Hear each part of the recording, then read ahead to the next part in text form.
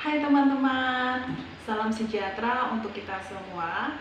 Perkenalkan, nama saya Yeni Masurang, NPM 2040606054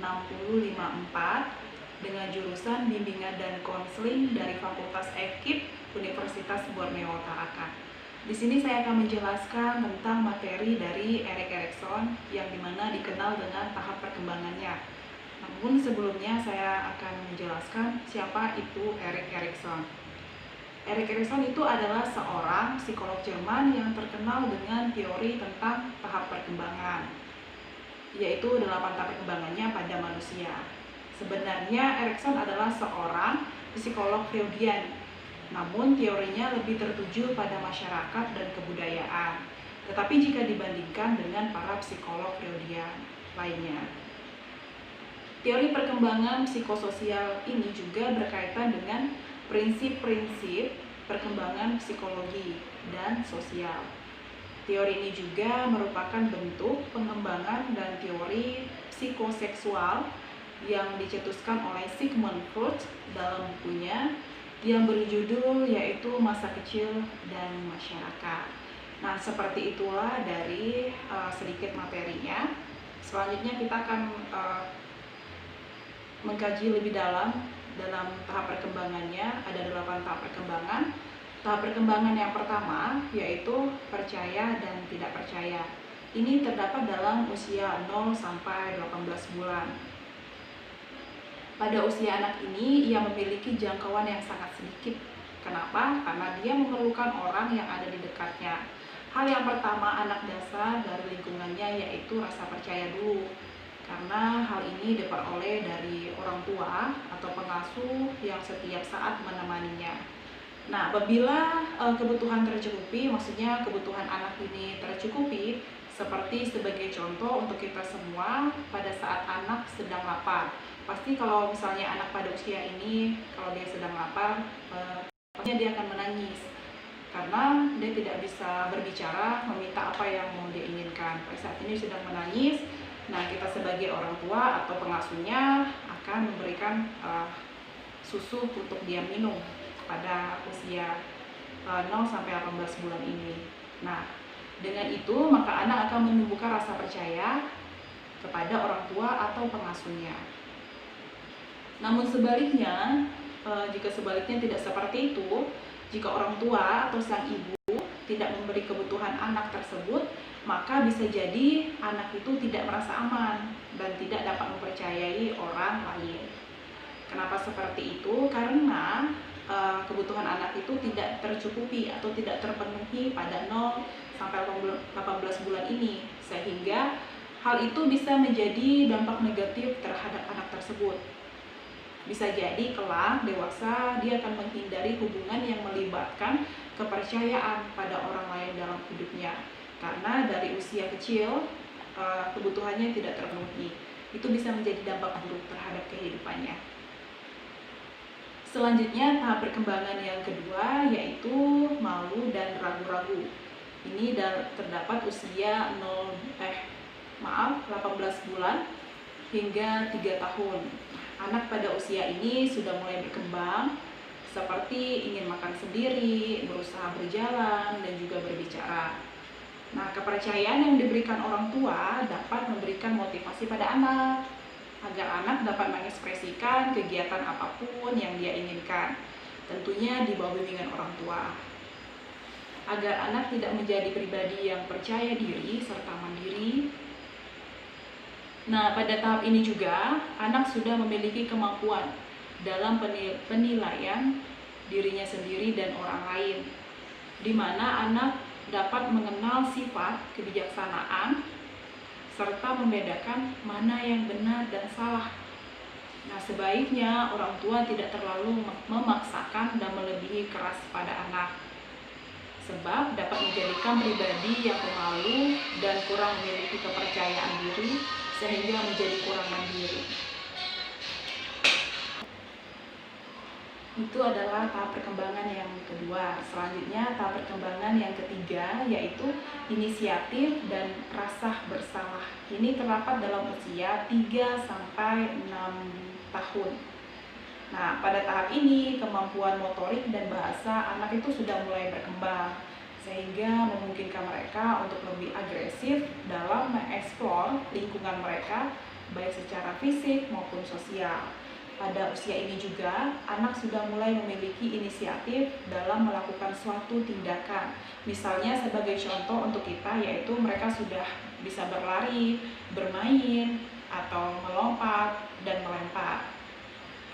Pada masa ini, anak telah memasuki yang namanya tahapan prasekolah. Ia sudah memiliki beberapa kecakapan dalam mengolah kemampuan motorik dan bahasa. Nah, hal ini juga mendorong ia melakukan beberapa kegiatan.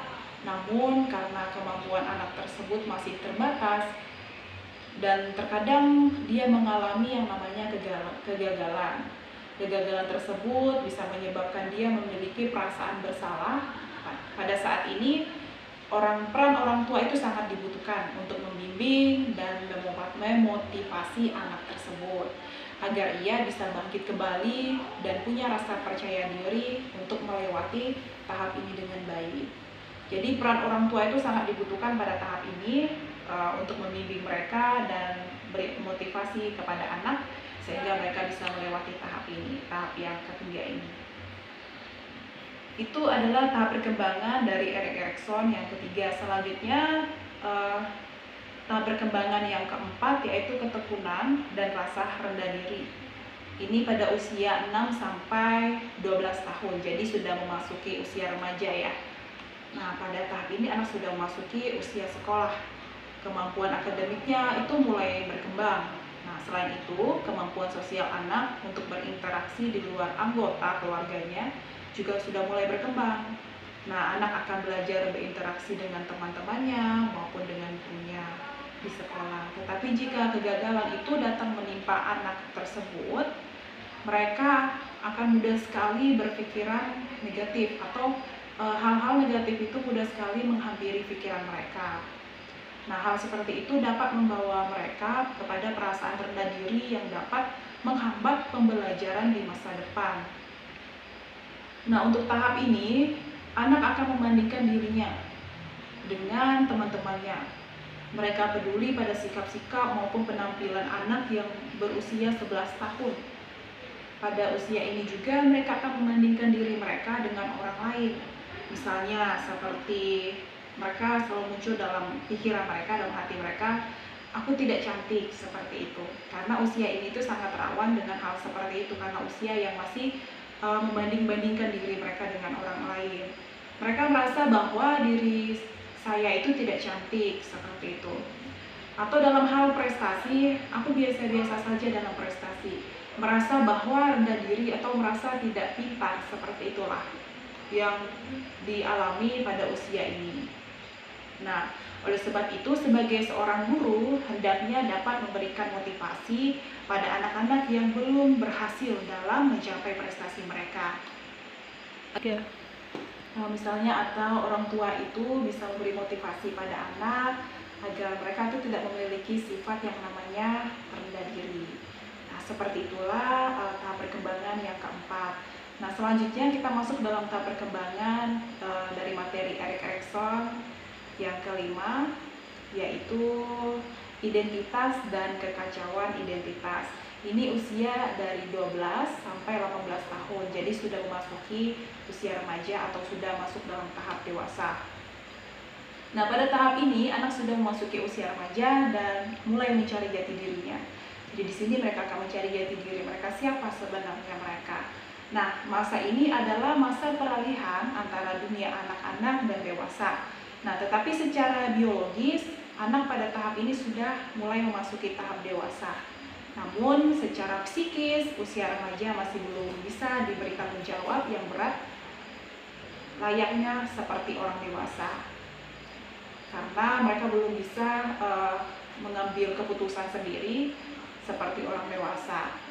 Nah, pada usia 12 sampai 18 tahun ini selalu muncul pertanyaan dalam diri mereka, yaitu siapa aku? Karena mereka masih mencari jati diri mereka. Siapa sebenarnya diri aku? Siapa sebenarnya saya? Atau siapa sebenarnya saya dalam identitas saya, seperti itu. Karena mereka masih mencari jati diri mereka. Nah, pada tahap ini juga seorang remaja akan mencoba banyak hal untuk mengetahui jati diri mereka yang sebenarnya. Nah, Erikson juga percaya bahwa individu tanpa identitas yang jelas akhirnya akan menjadi tertekan dan kurang percaya diri ketika mereka tidak memiliki tujuan, atau bahkan mereka lebih baik dikatakan nakal atau dicap sebagai orang yang memiliki identitas negatif daripada tidak memiliki identitas sama sekali. Nah, anak pada usia ini tuh sangat rawan untuk melakukan beberapa hal negatif dalam rangka pencarian jati diri mereka, seperti bimbingan dan pengarahan baik dari orang tua maupun guru juga diperlukan bagi anak pada tahap ini, agar mereka dapat menemukan jati diri mereka sebenarnya. Jadi intinya dalam tahap yang kelima ini, anak masih rawan untuk mencari jati diri mereka. Mereka masih berjuang untuk mencari siapa diri mereka sebenarnya. Selanjutnya tahap yang keenam, yaitu keintiman dan isolasi. Ini dalam usia 18 sampai 40 tahun, jadi sudah memasuki tahap dewasa sekali. Nah, pada tahap ini seseorang sudah mengetahui jati diri mereka dan akan jadi apa mereka nantinya. Jadi sudah ada dalam bayangan atau dalam pikiran mereka ke depannya menjadi apa, karena ini sudah memasuki usia dewasa. Nah, jika pada masa sebelumnya individu memiliki ikatan yang kuat dan kelompok sebaya, namun pada masa ini ikatan kelompok sudah mulai longgar. Pada tahap ini juga seseorang sudah memiliki komitmen untuk menjalin suatu hubungan dengan orang lain. Dia sudah mulai selektif untuk membina hubungan yang intim hanya dengan orang-orang tertentu yang sepaham. Jadi mereka pada usia ini sudah memiliki pikiran untuk menjalin hubungan dengan orang lain.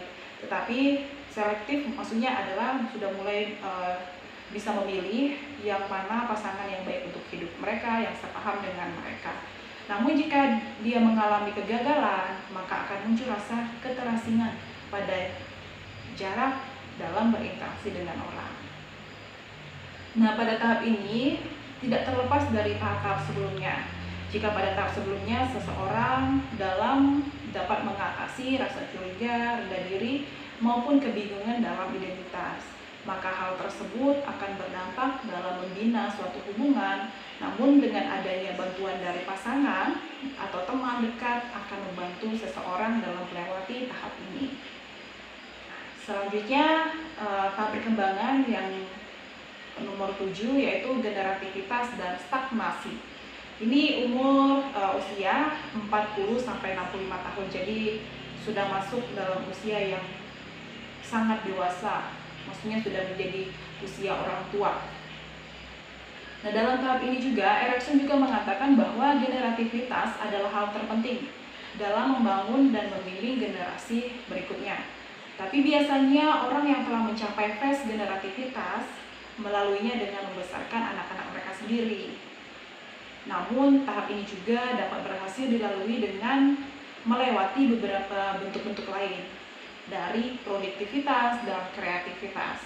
Seperti contohnya yaitu mengajak anak-anak dan memotivasi mereka dalam berbagai hal atau pengalaman yang sudah dilalui, untuk memberi mereka agar mereka itu bisa berpikir lebih baik dan memotivasikan mereka untuk maju ke depan.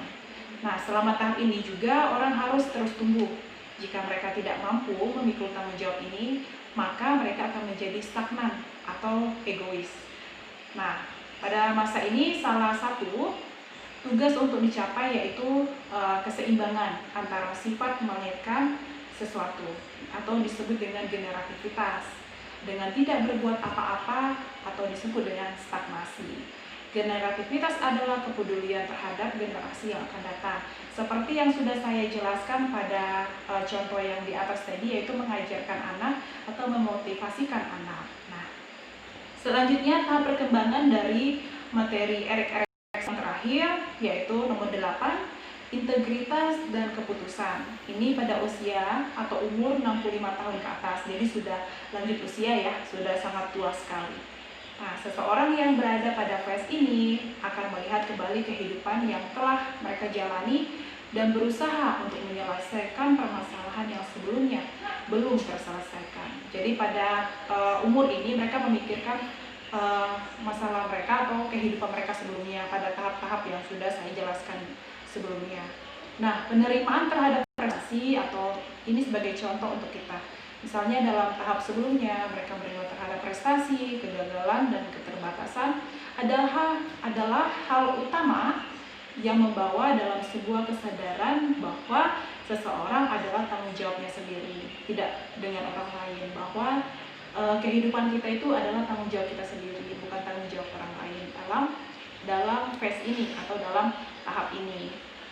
Nah, orang yang berhasil melewati tahap ini berarti ia dapat mencerminkan keberhasilan dan kegagalan yang pernah dialami. Individu ini juga akan mencapai kebijaksanaan meskipun saat menghadapi kematian. Maksudnya menghadapi kematian ini dalam lanjut usia mereka pada saat ini. Nah, keputusasaan dapat terjadi pada orang-orang yang menyesali cara mereka dalam menjalani hidup atau bagaimana kehidupan mereka telah berubah. Keputusasaan itu misalnya dalam mereka menjalani hidup mereka sebelumnya, terkadang ada hal atau permasalahan yang belum diselesaikan. Nah, pada saat ini juga terkadang mereka masih menyesal dalam phase ini atau pada usia 65 tahun. Nah, demikian penjelasan saya mengenai tahap perkembangan Erik Erikson dari materinya atau yang dikenal sekali dengan tahap perkembangannya. Dari 8 tahap perkembangan ini sudah saya jelaskan. Harapan saya semoga teman-teman atau yang melihat video ini dapat dipahami dan dapat menjadi pembelajaran untuk kita atau motivasi untuk kita belajar selanjutnya. Demikian video saya, sekian dan terima kasih, salam sejahtera untuk kita semua.